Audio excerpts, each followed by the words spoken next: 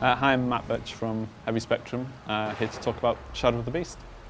I'm James Hawkins from Worldwide Studios, also here to talk about Shadow of the Beast. So this is Arboron and Zelik. At the start of the game, Arboron is very much a captive. He's just a pawn for the evil people within this world, Malatoth and Zelik. And it's represented very literally with him being an animal on a leash.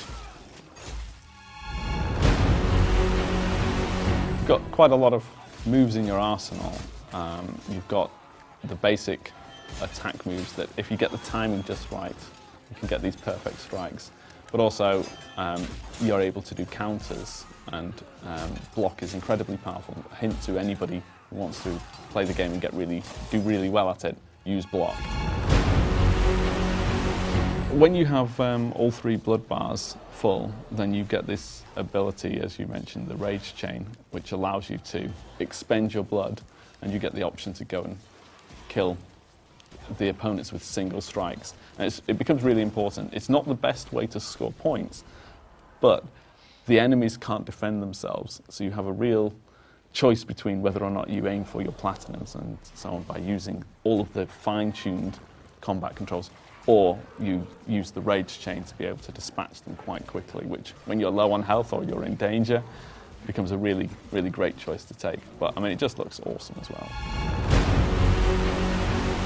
One of the key specials in terms of your early plays in the game is using the ability to gain health from your enemies. And that, as you can see in the corner, is using up my blood. And if I manage to successfully perform this,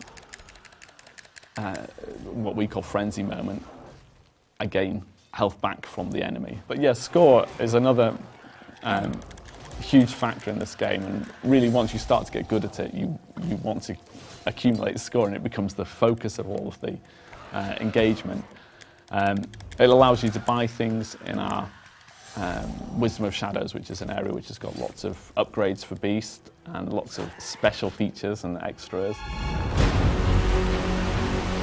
Obviously, going through this level, the grass looked phenomenal, and then we have this great transition into an entirely different kind of feeling. Yeah, I mean, narratively, the idea is that you are actually beginning to, you've gone through Paradise and destroyed it, and the world is naturally starting to get darker. I mean, it's perhaps artistic ambition to actually sort of express the story through the world.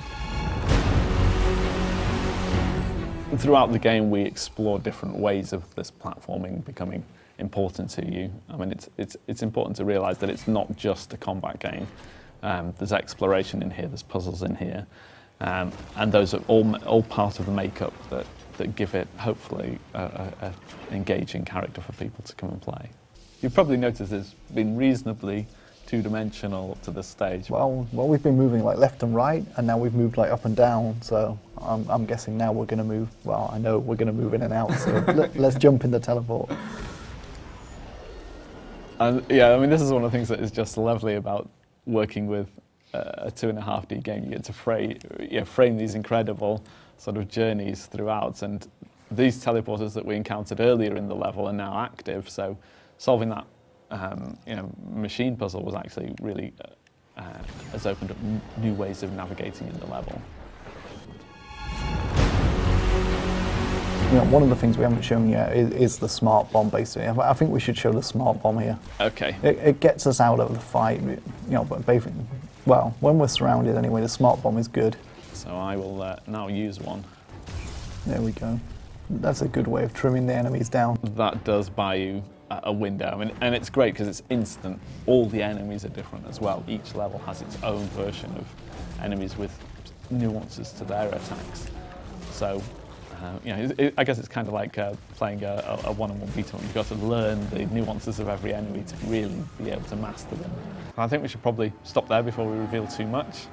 Yeah, I think let's leave it here today. There's loads for people to find if they pick up the game, as we hope they will. If you didn't play the original game, you're at no disadvantage at all, because it's a totally new game in its own right. Yeah, like I said, we really hope you'll give it a go.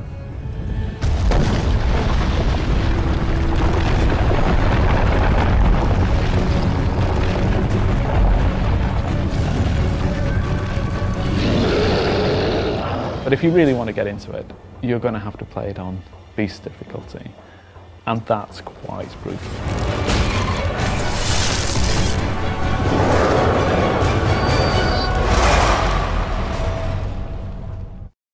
For the players.